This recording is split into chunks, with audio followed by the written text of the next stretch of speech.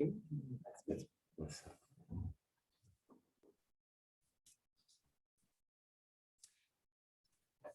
we see people, Megan? It's up to them to put their cameras on or off. Okay.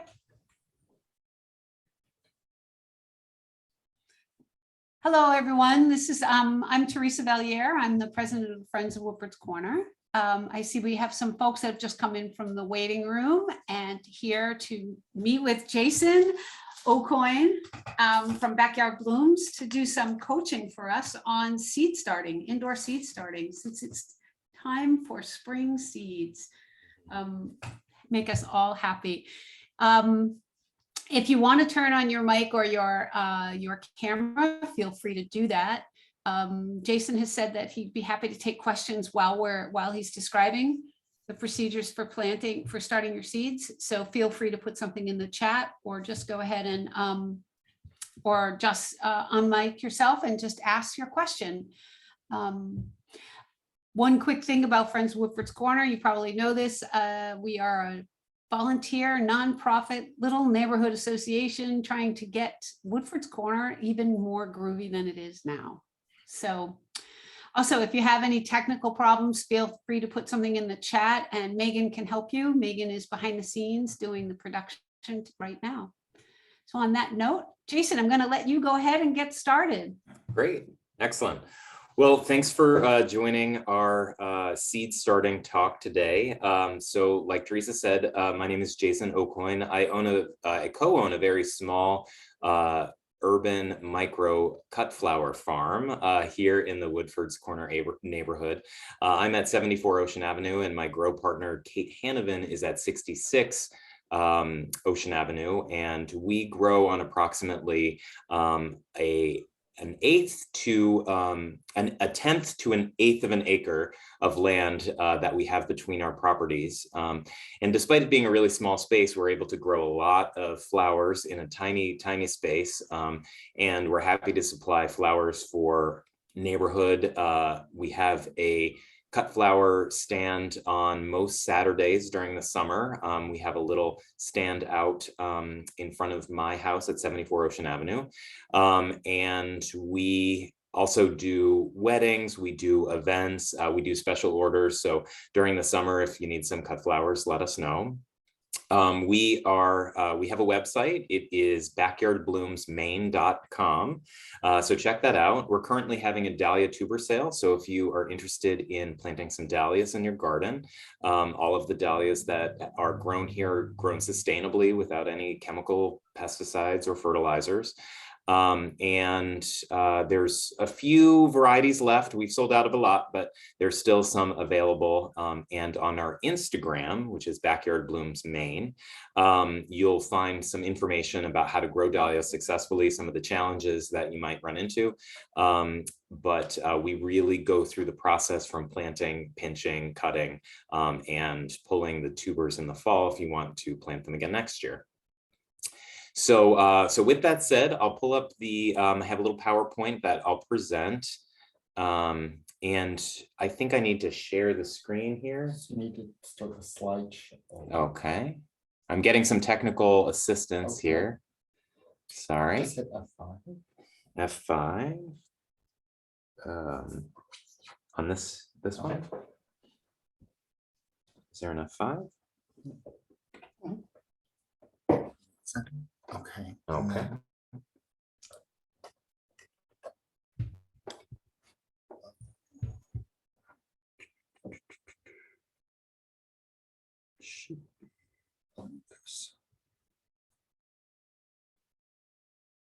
Does that look right? Yep, it's coming. Okay, great. We don't have the PowerPoint yet. It just says you've started screen share. So the PowerPoint hasn't begun. Okay. Oh. Oh, it's paused. Why is it paused? Can you hit this? No, that's not it. Oh.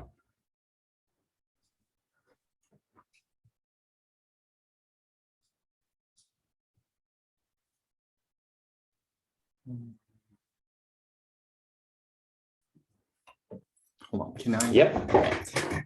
Hold on just a second.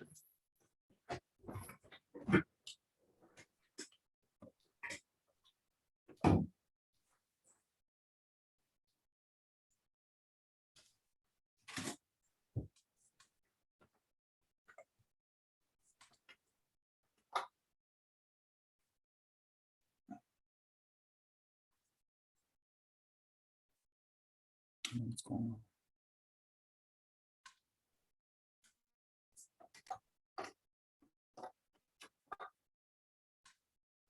on? Hmm. Hmm.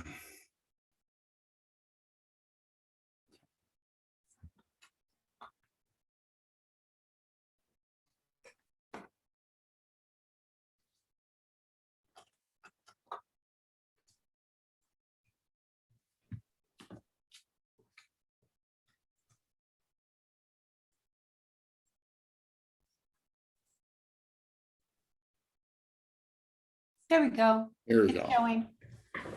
Thank you, Toho. Thank you. Okay, whew, thank goodness somebody in this house knows some technically savvy. Okay, cool. So yeah, so the intent today is just kind of cover some basic seed starting techniques to guarantee or get you closer to be successful with seed starting. So I'm going to, okay, cool. So what we're going to cover today is we'll cover some basic plant growth requirements so you can understand how to best meet the needs of the plants. We're going to talk about some equipment that is necessary for you to be successful in seed starting. We'll talk about when to start your seeds, which is a crucial piece. And many people want to start seeds early because they get winter fatigue and they need some green in their life.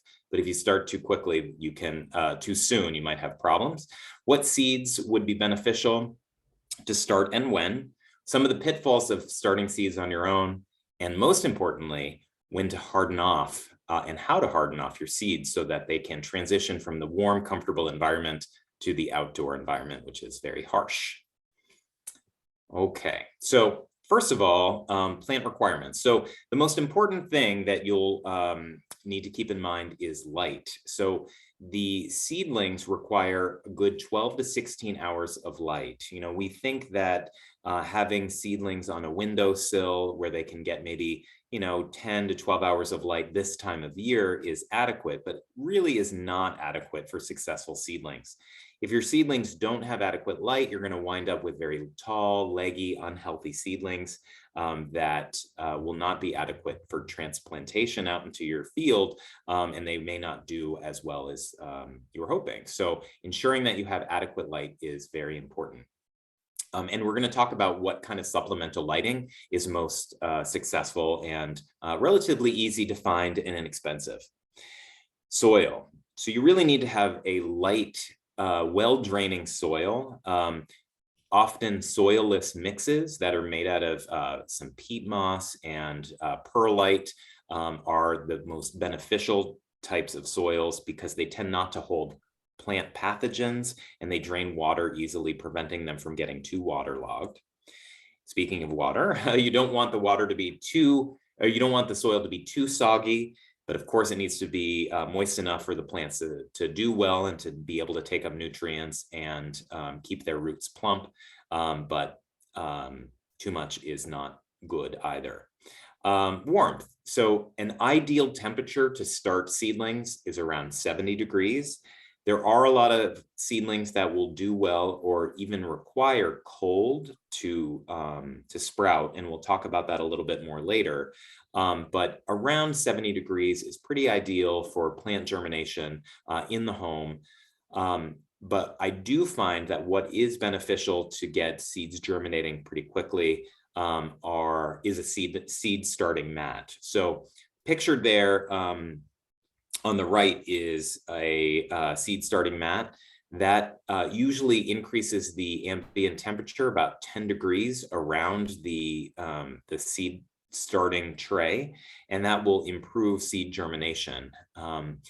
It keeps the temperature a little bit more stable and warm, which is helpful for starting or getting the seeds to germinate. And then fertilizer. Once the seedlings are large enough, they're going to require some food. And you'll be able to tell this because the seedlings will start turning a little bit yellow. I use a non-animal organic fertilizer that you can buy at most nurseries. So the one I use is by a company called Espoma. So Espoma produces a organic fertilizer that is not made out of fish or kelp or poultry byproducts.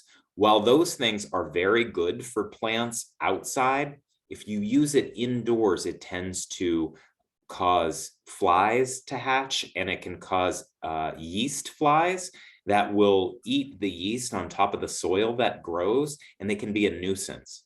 They're generally not dangerous to the plants, but they can be really annoying, and nobody wants flies flying around their house. That non-animal fertilizer is usually effective at a half strength.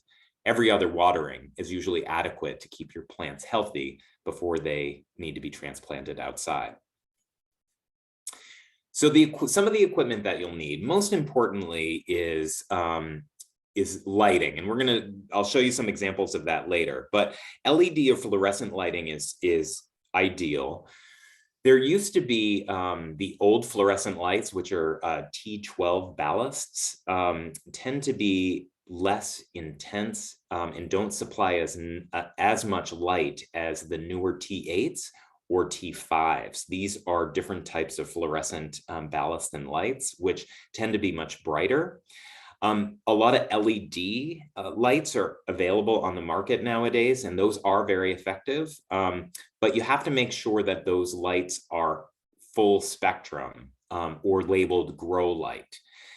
Many fluorescent lights often fall into a category of cool or warm lighting. So if you go to like Home Depot or Lowe's, you may see fluorescent lighting that will say cool light. So those lights are generally more on the blue spectrum.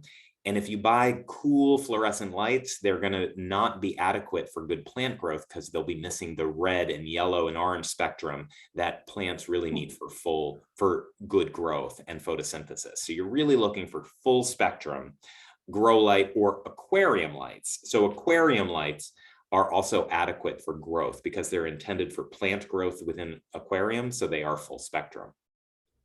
I skipped over a timer. Using a timer is really, really helpful because you can set the timer to go on at a certain time and it will go off automatically. So there's no flipping of switches or unplugging lights. The timer will do it for you. And that way you can guarantee the 12 to 16 hours of lights that are really required for those plants to get a good start.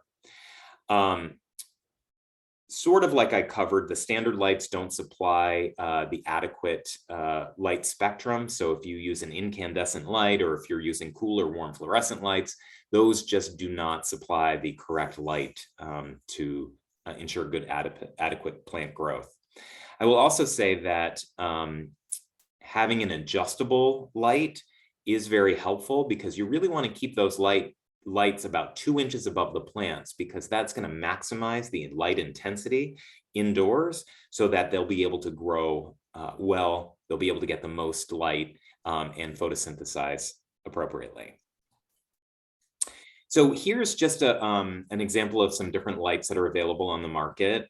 So on the top left, you can see that's a system called Jumpstart. And it's basically a metal frame. It has one fluorescent light system, but you can see that there is chains and you can adjust the light up or down depending on the growth of the plant. So as they're really small and they're just starting to germinate, you keep them really low. And as they get larger, you can bring it up so that the plants won't hit the lights or burn from the lights, but will allow the most light to hit the plants. Then under that, in this area, this is an LED light. With a lot of the marijuana shops and grow shops that are out there, they sell often a lot of these high intensity light systems that are LED lights. And these lights are very energy efficient. They have full spectrum. They're intense, so you can really mimic the sun and get very healthy plants. In the center, you can see a cart system. So that is a two-tiered system where you have lights on the top and the bottom. They have chains that go up and down in order to supply light to your seedlings as intense as possible.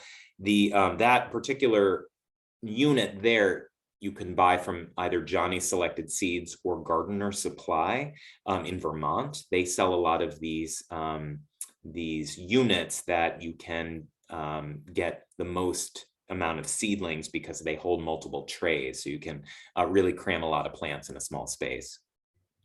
On the top right here, this is another LED system. This is much simpler. This could be like on the top of your counter where you're growing herbs. You can, you know, just plug that in and you can adjust the light with these adjustable metal handles that you can bring the light close down to the plants.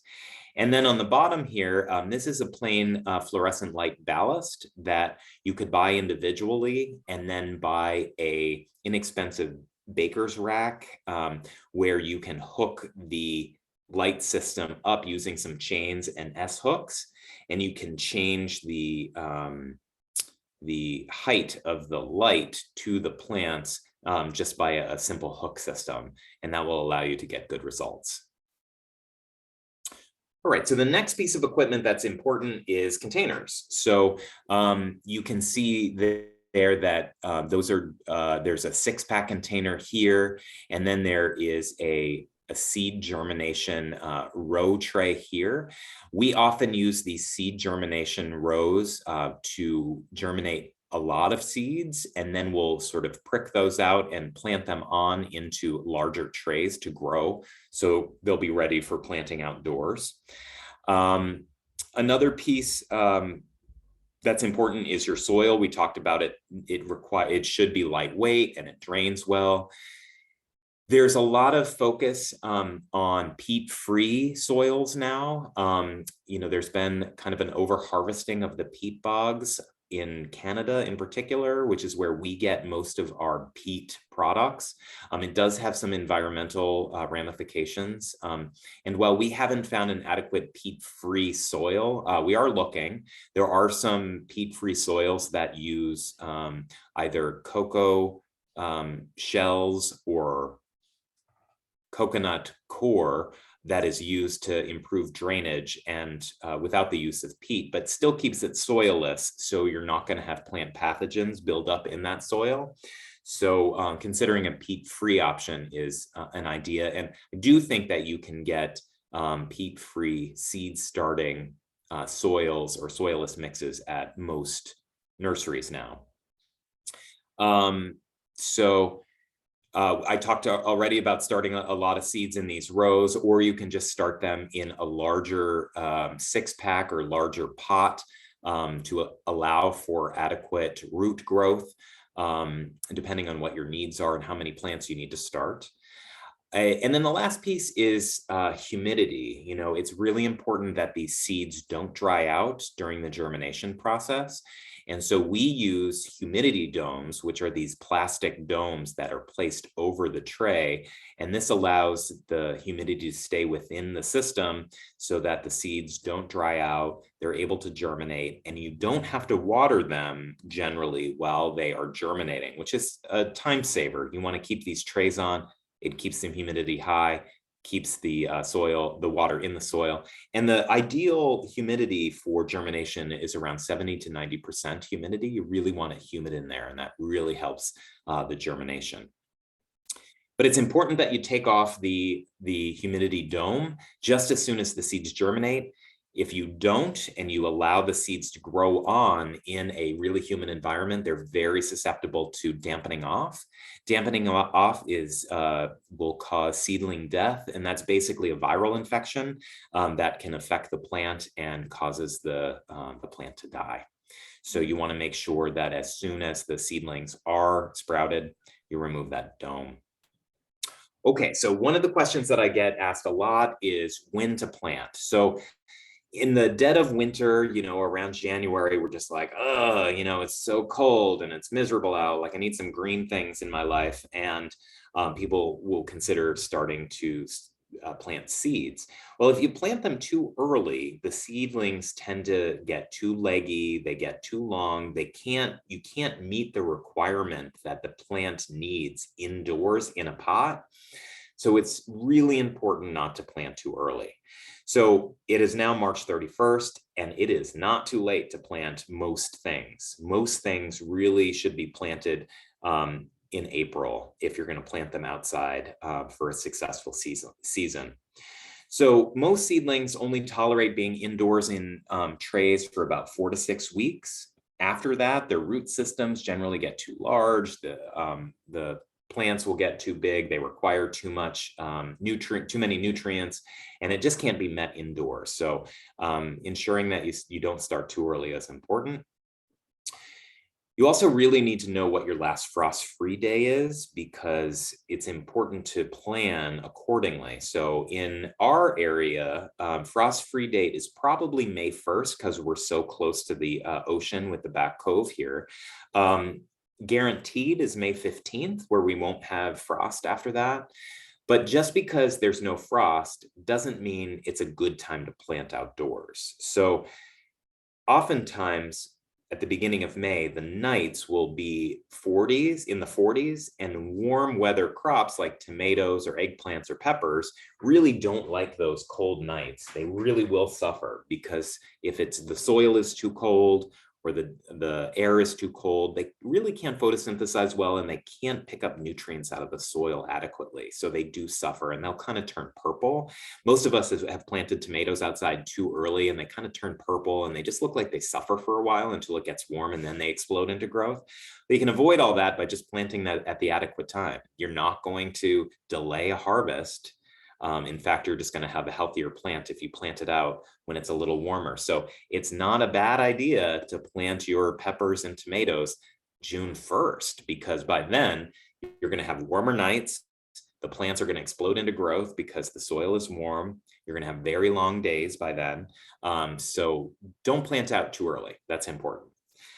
So like I say here, night temperatures, 40 degrees, 50 is better. And also keep in mind that many plants that you are interested in growing for your vegetable or flower garden can actually be direct seeded into the ground. That eliminates transplant shock. But for the purposes of this lecture, we really are interested in planting things inside to get them outside. So we'll talk about some of those plants that will be easy to do that. So if you're new to seed starting, there are some easy plants that you're likely to be successful with. So I've divided into two different categories, ones that really tolerate cooler temps and ones that really like it hot. So the ones that tolerate cooler temperatures are things like the brassicas, things like kale, Brussels sprouts, cabbage, broccoli. All of those things really do well in cooler weather. So those can be planted a little bit early. So I would say if you're interested in starting kale inside, you can start it about now, because in 4 weeks, it's going to be plantable out in the garden, and it will do well in cooler temperatures. So kale, lettuce, spinach, Swiss chard. When I started growing, I was surprised how cold tolerant cilantro is. You think of it as a Mexican herb that requires hot temperatures, but in the hot summer, it actually winds up just bolting and going to seed really quickly. So it actually enjoys cooler temperatures. So you can be successful with cilantro in cooler temps. For flowers, pansies and violas are really good options. They're relatively easy to start. And Dusty Miller is a nice ornamental that tolerates cooler outdoor temperatures.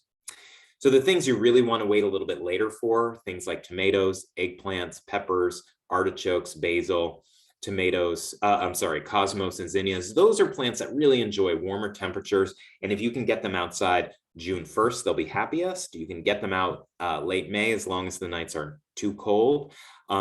I generally say that tomatoes should be started around tax day, April 15th, because by the time they are large enough to be planted outside, it'll be May 15th, and you're going to be safer to plant them outside. Again, you could even wait until the beginning of May to plant tomatoes indoors, put them outside at the beginning of June, and they would do just fine and give you a good crop. I will say that eggplant and peppers, as well as artichoke, those can tolerate being indoors for 6 weeks. opposed to tomatoes, which really only can be indoors for about 4 weeks before they need to be planted out.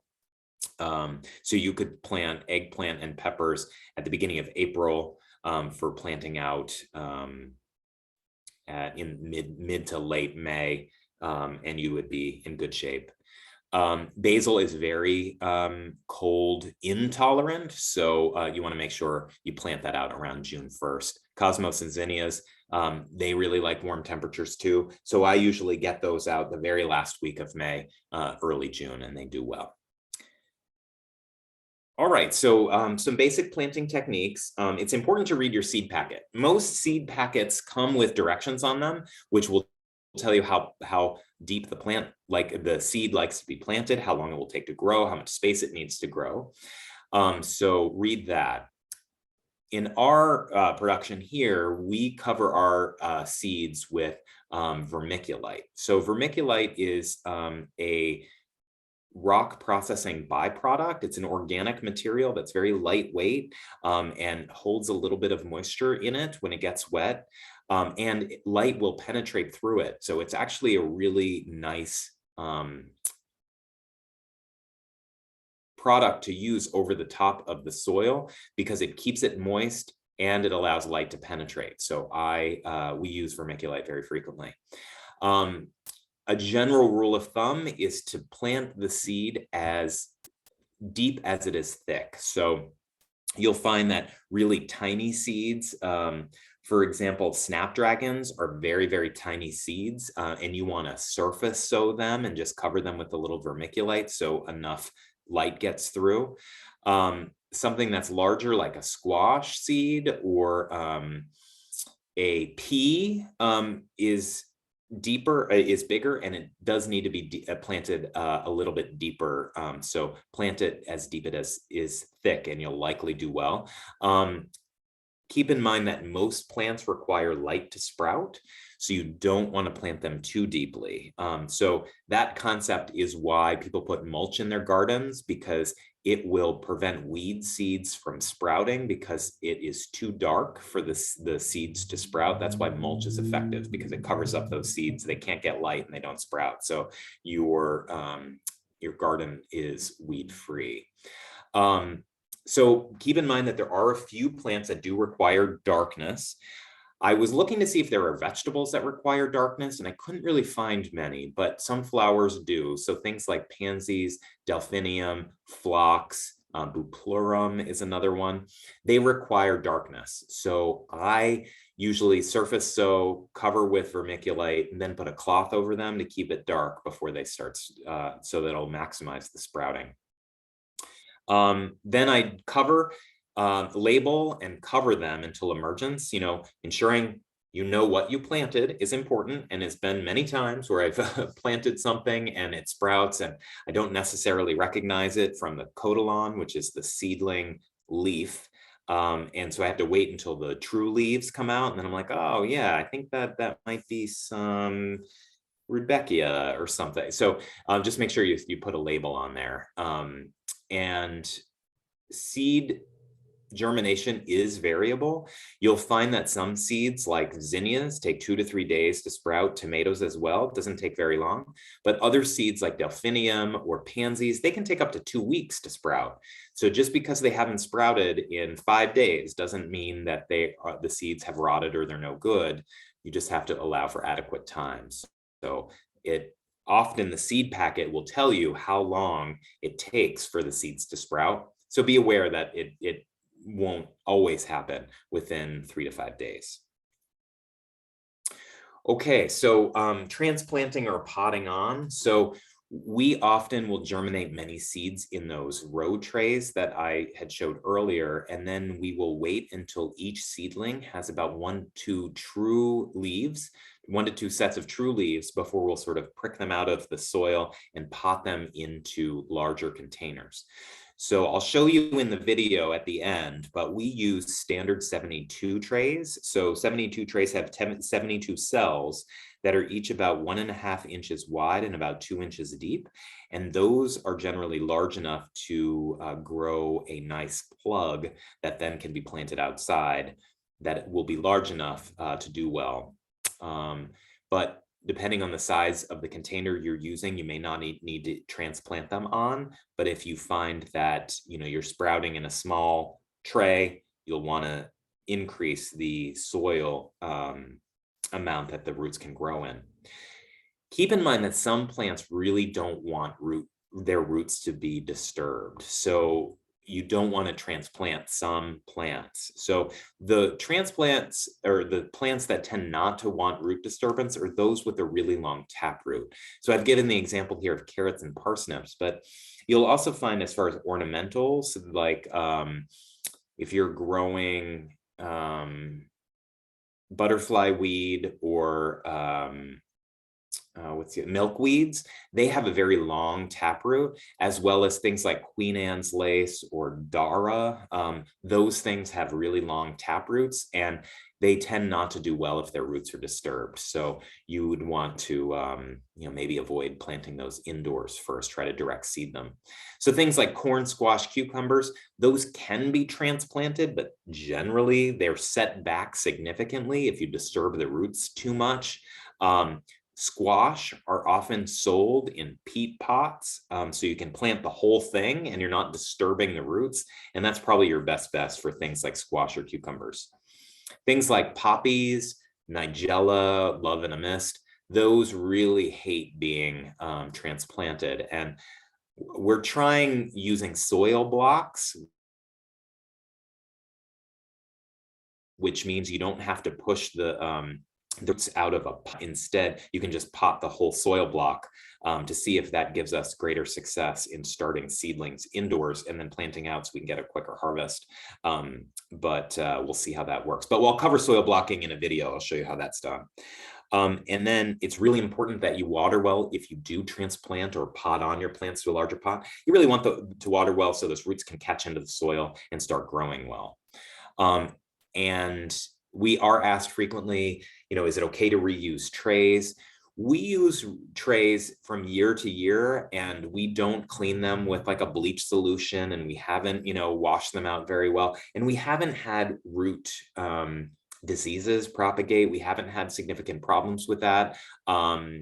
If you do find that you have had root diseases or the plants haven't done well, it's better to start fresh. But we have thankfully not had much of a problem with spreading disease through reuse of trays. Okay, so some of the things that can go wrong. So number one is starting too early. So we've covered that if you start too early, sometimes you get these really tall leggy plants, they get very hungry and they start to decline. So make sure you're planting at the right time. The second pitfall is light. So, so many of us just want to, kind of put a pot on a windowsill and see how it does. But if you're really looking for the best quality seedlings to be transplanted, you really have to invest in some artificial or indoor lighting, fluorescent lighting, LED lights, because that really, really makes a difference. Plant diseases that are spread by too much humidity is another real pitfall for the home seed starter. You really want to make sure that after the seeds germinate, you take off the cover or the bag that you've put it in so that you don't have that issue. Another issue is hardening off, and we're going to cover that on a separate slide. Hardening off is this process of ensuring that your tender seedlings that have been growing in this warm, comfortable environment inside your house are adequately prepared for exposure to the harsh environment of the out of doors. When they are grown indoors, they don't have adequate protection on their leaves quite yet, and so there's a process to get them there, and that's important. We'll cover that in a second. It's important to choose well. You want to choose plants that are generally easy to start from seed and that transplant well. Avoid those long taproot plants and ensure that the seedling, you're going to have success by choosing easy plants. Once you get your plants into the ground, you'll also want to look out for slugs and snails. I mean, they are wild around here, especially when there's a lot of moisture. If we've had a lot of rain, they just kind of go nuts. And it's happened many times that I've planted out a sunflower, it started to sprout, and then a slug just cuts it off, and you're done. So using a product like Sluggo or diatomaceous earth will really lessen slug and snail damage. Sluggo is an organic product made with iron sulfate. It causes damage to the slug and snail cells, and they can't tolerate it, so they will leave your plants alone. Another important concept is ensuring that you are planting in the right spot. You don't want to plant a full sun plant like a tomato in the shade or in like a boggy soil. So ensuring that you have appropriate drainage and the right amount of sun is really important. Okay, so hardening off. So this is the thing that it took me the longest to do successfully, and it's annoying but necessary. So if you have taken a seedling that you have grown indoors and you throw it outside, you plant it in the ground and hasn't hardened off, it's going to die immediately. It will just desiccate. It will completely just all the moisture will evaporate from its cells and it will die.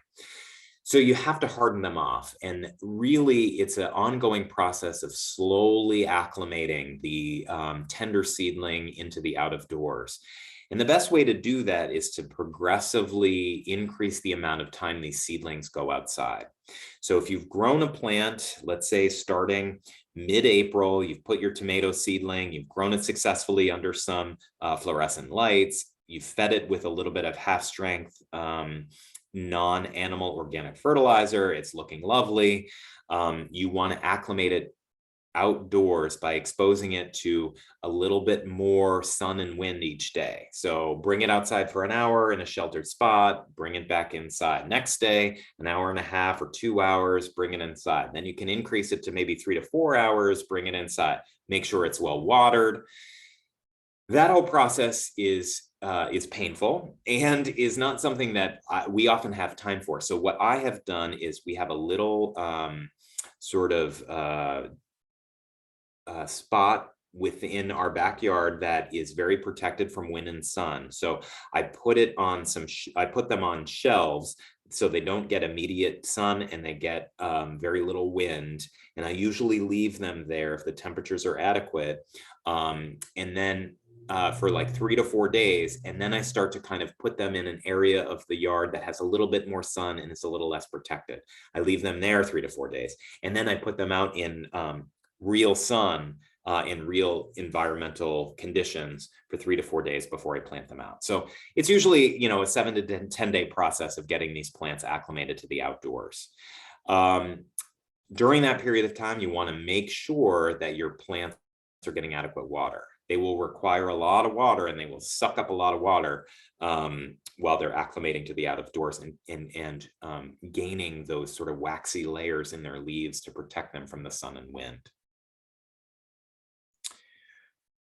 So I just wanted to give a couple of great resources that are local for seed starting and seed purchasing, as well as where you can buy lights or you can buy fertilizers and things. So Johnny Selected Seeds, I think many people know this company that is employee owned. They specialize in plants that will grow well in cool climates where we have a low or a short growing season. They breed a lot of their own products and they're an excellent company. There's a growers library. They have a start time calculator, like, you know, it'll ask you to plug in your last frost-free date. You can type the plant you want to put in and they'll tell you when to start it. So those things are very helpful. Pine Tree Garden Seeds is another local company that is in Maine. I think it's in northern Maine, I'm not sure, but they are a local company that you can buy great garden seeds. Fedco Seeds is another company that's been around a long time. It's another employee-owned company. Allen Sterling and Lathrop is a local seed company in Falmouth, and they have a lot of their own seeds as well as supplies. Another company that has been very inspirational is a company called Floret. They're on the West Coast. They're a small scale organic flower grower. And the owner, Erin Benzacane, has really done a lot to sort of bring small scale farming into the mainstream. And so she does a lot of blog posting, grow posts, how-tos, on how to be successful with flower growing in your backyard. So that her website is definitely worth a check. All right, so I have, I want to show you a video of our growing space, how we kind of go about things. And then hopefully if you have some questions, we'll have time to, talk specifics. So here is our little grow space. I wonder if I can pause this. Oh, I just touch it. Okay, cool. So this is where I keep our soil. So that's some Pro Mix that I keep moistened in this very large Tupperware, which keeps the soil moist, and it's large enough that I can put a whole nursery tray in there and fill up with potting mix. So it's easy for me to keep the mess at bay. And I can pop things in here. So these are a couple of our different lighting systems you'll see. I'll start over here. So this is a homemade lighting system. I bought those lights on Amazon. Those are T5 fluorescent lights. They have 4 across, and they get very bright, sort of like daylight in there in the middle of the night when I go look sometimes. And I've just bought an inexpensive baker's rack from a local retailer, and I use chains and S hooks to hold the lights at appropriate height. This you can see is not 2 inches, but these are still just germinating. Once they germinate, I'll bring the lights down a little bit more so they can get adequate light. But you can see those germinating on the top with the humidity domes on, and the nursery trays. Because we're a small grower, I wind up actually cutting the 72 cell trays into smaller parts. So I, instead of having to get 72 plants of one plant, I can, grow 36 or 52 or whatever is needed.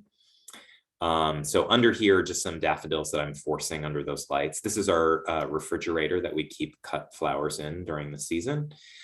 This unit here, which is all now blurry, we purchased on Johnny Selected Seeds, and you can start 16 trays of seedlings, which is helpful. This here is just a standard set. Ooh, whoa, hold on. All right, how do I fast forward? Let's see. I don't have the little thing here, but what I was going to say that the lighting system is adjustable, so it has these little hooks on the side that I can pull up and down, so that's helpful. Just looking at these are daffodils and muscari that I've kept in the cooler for 6 weeks, and then put them in lights, and then they will grow. So here's our standard nursery trays, the 72s, some of which I've cut. So this here is soil blocking. So this unit here is a soil blocker. And what you do is you take very moist soil that's so moist that if you squeeze it, water will run out your hands, and you compress it into these units. You push it in there so hard and compress it that it forms its own little block. And so once it's full and it's compressed, spring loaded, you open it, and then you get a little like pot that you can plant the seeds in, those little nibs. So those are helpful. This is our seed. This is where I just keep the seeds that we start in this little tray. It's very sort of rustic, but it meets our needs. Go through and plant them as appropriate during the time frame. And yeah, so this is just showing that unit at those are T8 lights, by the way, and these are some seeds that I'm germinating. These seedlings on the top require darkness, so I don't have the lights on. They haven't sprouted yet.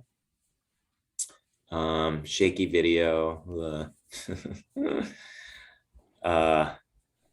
And all of these are Dahlia tubers. So these are tubers that we grew last year, and I've divided, and they're ready to plant individually. That happens to be a variety called Cornell Bronze. I'm trying to show you that there's an eye there. There's a little green sprout coming out of it that that's a viable tuber. You can plant it in the ground and you'll get a plant. So we just keep them in these sort of Tupperware cubbies, stored in vermiculite through the winter. They were in the basement for a very long time, and I've just recently brought them up to have them start sprouting. So yeah, so that's our grow space. It's kind of small, but we are too, and we maximize the space that we have. So I guess that's all. I had to kind of present as far as seed starting goes, but I was hoping people might have questions. Yeah, what questions might you have? Well, Jason, thank you. First, let me say just thank you so much. It really helps to see how you do it. I mean, I'm definitely one of those people, I read a lot and I'm like, yeah, but I'm still not seeing it. Like, Yeah, right. Like, how does it look? Is very helpful.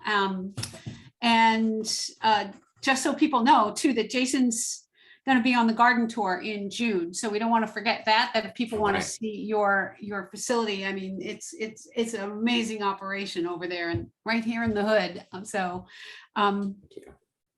it's definitely open for questions. I know we have a few people here, but I had a couple questions. One of the things you said 70 degrees and the ambient air needs to be around 70 degrees. Yeah, so if your room temperature is 70 degrees, then likely the soil temperature is going to be warm enough to allow for adequate germination.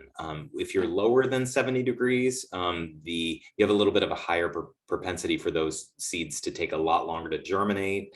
You know, they're a little bit more susceptible to potentially rotting if they really require warm environments. But I do, I advise the seed mat, picking up one of those little seedling mats on Amazon or, at a local garden center. You can pick one of those up for $15 or $20. They're reusable year to year.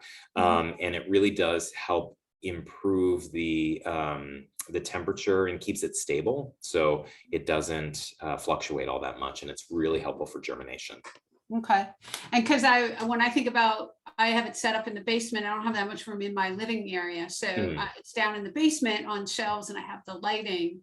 Yes. And I have seed maps, but it's cool down there, so it was like, should I somehow create a plastic like little room for them in there, or what should I? Yeah, I will say that most seedlings will do well and grow on in a cooler environment, 65 or 70 degrees. But to get the best germination, you really want to keep it warm. So just until your seeds germinate, you may consider, a little room or plastic covering, or even like a space heater that goes on for a little while, just to keep it a little bit warmer until those seedlings germinate. I will say that a lot of the fluorescent lights do generate their own heat. Right. So it does warm the environment. When I go into our studio where we're growing those seeds, it can be like remarkably warm. I'll walk in there and it's like, wow, this feels like it's got to be 80 degrees. So the lights themselves do add some heat. But if you're starting tomatoes, for example, like let's say mid-April or early April, it's probably in your house is probably going to be a little bit warmer, in your basement a little bit warmer than it would be in January. So, you'll probably, have enough warmth. But if you do find it's cool, a space heater would give you a little bit more advantage or more germination. Because the issue is, you may get some germination, but it'll be erratic, or it won't be quite as successful if you have a warmer environment for the sprouting specifically. And then once the seedlings start growing, they usually do pretty well if you've got 70 degrees, even 65. They'll do fine generally. Okay, great. I guess too, I had another question about hardening off. I have hoops over my veggie beds. Yep. Is that a place for hardening off under the plastic in the hoops? So hardening off under plastic in the hoops is half good. The deal is it will really prevent wind from damaging your tender seedlings. but the sun underneath the plastic is going to be very intense and will likely damage your tender seedlings, even though they're not getting exposed to wind. So I really would try to, you could, put them outside for 3 or 4 days and then slowly transitioning them underneath the hoop before you take off the plastic. Okay. But if you go from directly inside to directly underneath the hoop, you'll probably get some burn leaves. Okay, great. That's, yeah, because the transfer, I had pretty good success last year in starting seeds, most of them, good. but transfer is definitely on the whoa, it's a little depressing.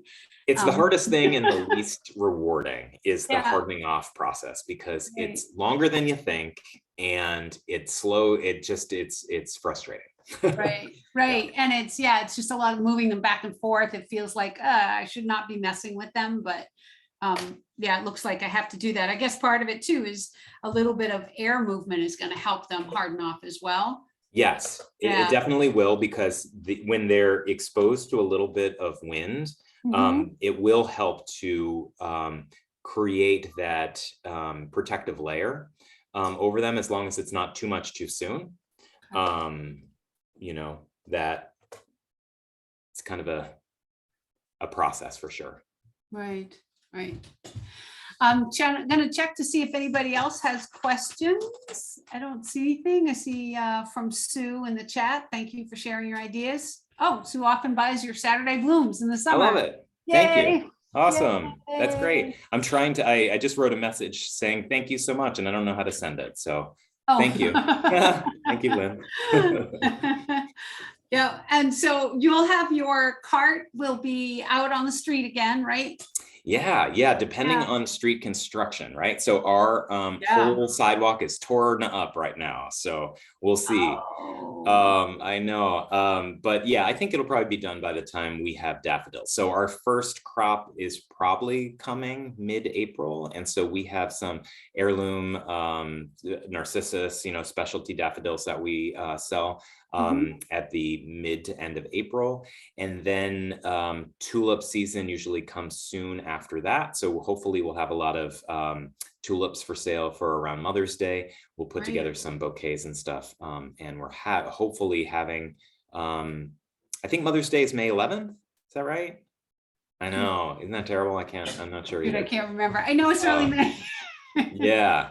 So, but yeah, we should have a lot of tulips then. And we just actually installed, this is exciting, we have a walk-in cooler that was built into our garage. Oh, wow. So we'll be able to harvest and hold more tulips, which will be great. I think we planted about 7,500 last fall, so we should have a good number to share with the community. Wow, that sounds outstanding. Yeah. And Jason, will you be doing classes again that you guys had done before, workshops? Yeah, we definitely plan to. Kate, unfortunately, she and her family got hit with COVID this past week, which is frustrating. So we intended to get together to talk about dates which would make sense. But yeah, we'll definitely, we're hoping to have about 4 classes through the summer on flower arranging. Kate is very interested in doing a flower crown workshop, using cut flowers to make into a flower crown. And we hope, last year we haven't been able to do it, but now maybe COVID is at a better place. We might do a wreath making workshop in the fall, which would be really fun. That would be terrific. I hope so. Well, I know we're just about there. I don't see any other questions or comments. I just want to say, Jason, thank you. You're one of our jewels of the neighborhood. Awesome. Thank you so much. Yeah, and I'm sure we'll be over. I'll certainly be over to see backyard blooms again, and you'll be in the garden tour. So thank you so much for doing this. Oh, you're welcome. It was fun. I hopefully we'll see you in the neighborhood. It's always good to see a friendly face. Great. Thank you.